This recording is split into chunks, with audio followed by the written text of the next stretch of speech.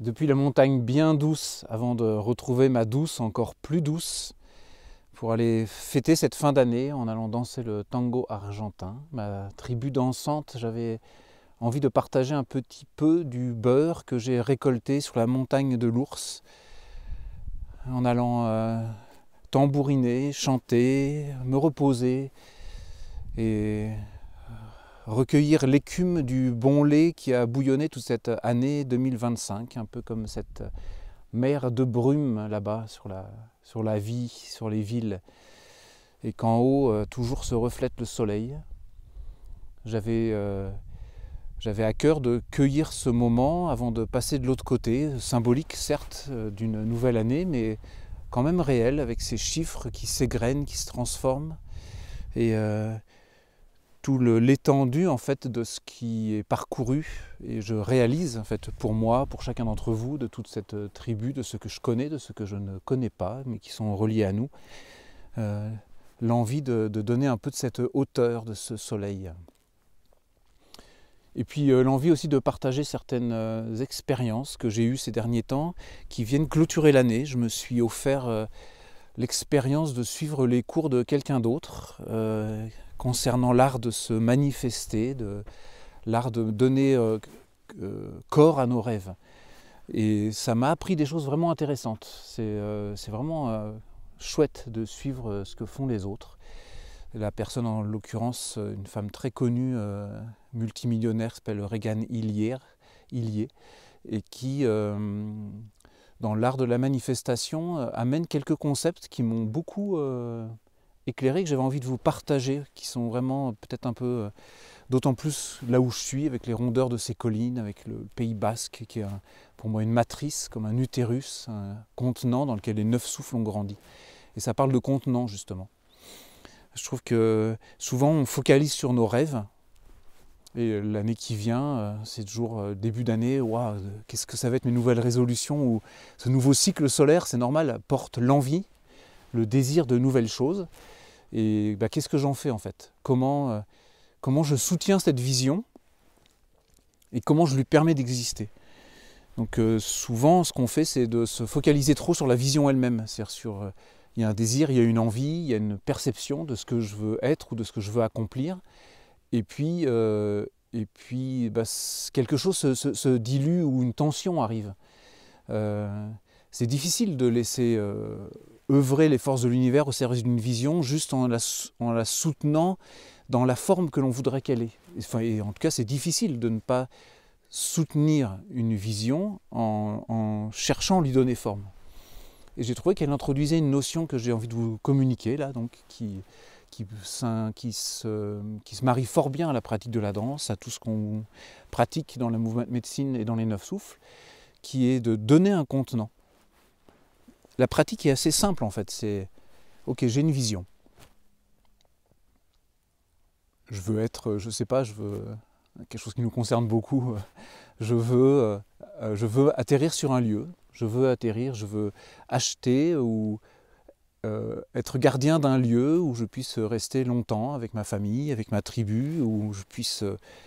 voilà, chacun peut y projeter après son rêve, mais la première étape, c'est vraiment d'avoir cette vision, pas forcément dans le détail, et puis ensuite de se dire, ok, qu'est-ce que ça va me faire en fait ? Pourquoi je veux ça ? Qu'est-ce que ça va m'apporter en fait ? Pourquoi je veux ça en fait ? Et là, tout le travail qu'on fait avec le corps, je trouve très, très intéressant, parce que de ce pourquoi, tu peux vraiment descendre dans ton corps, voire même sentir une zone de ton corps. C'est comme un bénéfice que tu vas recevoir. Et puis on va laisser l'imaginaire fonctionner, c'est-à-dire qu'on va transformer cette sensation de ce que ça me fait. Par exemple, cette vision d'un lieu, pour moi, dilate quelque chose dans ma poitrine, me rend plus paisible, plus ouvert. Il y a un sentiment de l'ordre de la sérénité, même de la révérence en fait.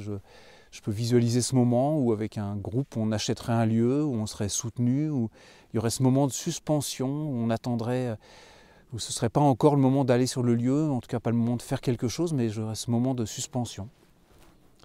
Et puis de cet état-là, tu laisses venir des images dans ton corps. Tu laisses grandir comme si tu laissais imaginer un contenant.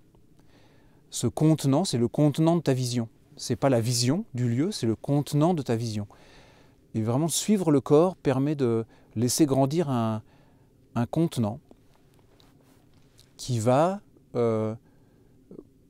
s'agrémenter d'images, de visions, et par la suite, c'est ce contenant que tu vas nourrir, pas la vision elle-même. Tu vas plutôt nourrir le contenant. Donc là, moi, lié à cette perspective d'un lieu, j'ai un contenant qui ressemble à une espèce de vaste salle à demi enterrée, ouverte au ciel, avec des couleurs qui ne sont pas du tout habituelles, qui seraient un peu comme du quartz rose. Et puis cet espace, je vais m'y relier, je vais le relier, je vais lui donner de la danse, je vais lui donner du corps, je vais lui donner de l'imaginaire, je vais lui donner des forces du monde, je vais lui proposer gentiment, ça c'est un peu ma pratique à moi, mais lui proposer gentiment, avec les ressources qu'il peut prendre, de se dilater. Comme si ce contenant pouvait être non seulement un contenant sécure pour une vision, et toutes les facettes de moi qui pourraient résister à cette vision, mais aussi qui va pouvoir se dilater comme pour aspirer à lui la vision. Donc créer un contenant qui puisse contenir non seulement ma vision, mais aussi un contenant qui puisse vivre et être soutenu lui-même assez par l'ensemble de nos pratiques, par notre corps tout entier, pour que ce contenant qui est dans mon champ de ma conscience puisse se dilater et aspirer à lui quelque chose. Pour que cette chose devienne réelle, pour que cette chose devienne juste concrète. Pas parce que je cherche à me convaincre qu'elle est concrète, mais parce que je l'aspire en fait. Voilà, donc la pratique de ça, évidemment, porte pas mal de subtilité, de variations. Et c'est quelque chose que je me suis vraiment engagé, moi, à nourrir, à cultiver pour moi-même. D'abord parce que cette vision que je vous ai partagée d'un lieu me tient beaucoup à cœur à Anena aussi. À notre communauté, je vois que c'est un rêve qui est partagé par beaucoup. Et puis c'est un petit cadeau que je vous fais depuis le haut de cette montagne basque, pour que si vous le souhaitiez, si vous avez des rêves à cultiver, vous pouvez les dilater un petit peu, les faire grandir par cette pratique de dilatation. Et c'est des choses que j'ai envie d'explorer aussi dans notre propre pratique, parce que ça enrichit nos propres expériences, en particulier dans le truc en ligne que je vais donner fin janvier jusqu'à début mars, qui s'appelle Transformative Poetry. C'est un aspect que je vais inclure, cette capacité à créer un contenant, puisque je vais dédier, et l'ouvrir, parce que je vais dédier en fait ce cours en ligne sur 5 sessions à cette capacité qu'on a à justement, au début d'année en fait, créer un rêve. Et puis je pense beaucoup à l'apprenticeship qui va démarrer début janvier avec un nouveau groupe, qui est aussi un berceau dans lequel on veut faire grandir nos rêves, quoi. Voilà. Donc c'est un message un petit peu long, inhabituel, mais je sens que l'année elle-même est un contenant pour des rêves, et que je suis très content de me sentir de là-haut relié à tous ceux qui dansent, tous ceux qui pensent que le corps, l'écoute poétique du corps a la capacité de faire quelque chose de chouette de nos vies. Et je vous souhaite de bien terminer cette année ce soir, et de souffler sur les petites braises toutes les semaines qui viennent. Donc je vous embrasse.